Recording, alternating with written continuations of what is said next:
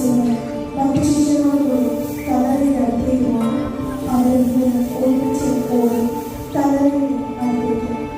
മറ്റു ശിഷ്യൻ കൂടുതൽ വേഗമോടി ആദ്യ കല്ലറയുടെ അടുത്തേക്ക് നോക്കിയപ്പോൾ കച്ച കിടക്കുന്നത് അവൻ കണ്ടു. എങ്കിലും അവൻ അകത്ത് പ്രവേശിച്ചില്ല. അവന് പിന്നാലെ വന്ന് ശിമയോൻ പത്രോസ് അകത്ത് പ്രവേശിച്ചു. കച്ച അവിടെ കിടക്കുന്നതും തലയിൽ കെട്ടിയിരുന്ന തൂവാല കച്ചയോടുകൂടി അല്ലാതെ തനിച്ചെടുത്ത് ചുരുട്ടി വെച്ചിരിക്കുന്നതും അവൻ കണ്ടു. അപ്പോൾ കല്ലറയുടെ സമീപത്തിൽ ആദ്യമെത്തിയ മറ്റേ ശിഷ്യനും അകത്ത് പ്രവേശിച്ചു കണ്ട് വിശ്വസിച്ചു. ശിഷ്യന്മാർ മടങ്ങിപ്പോയി.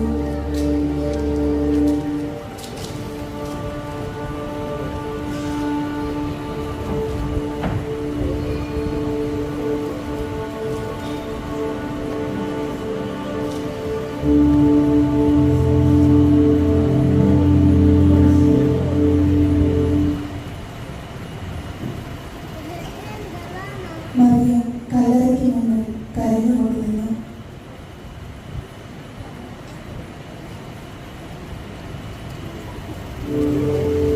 സ്ത്രീയെ, എന്തിനാണ് നീ കരയുന്നത്? എൻ്റെ കർത്താവിനെ അവരെടുത്തുകൊണ്ട് പോയി. അവരവനെ എവിടെയാണ് വെച്ചിരിക്കുന്നതെന്ന് എനിക്കറിഞ്ഞുകൂടാ. സ്ത്രീയെ, എന്തിനാണ് നീ കരയുന്നത്?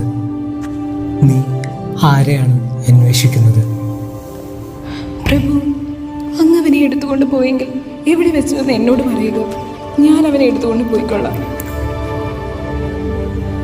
മറിയം, റബ്ബോണി,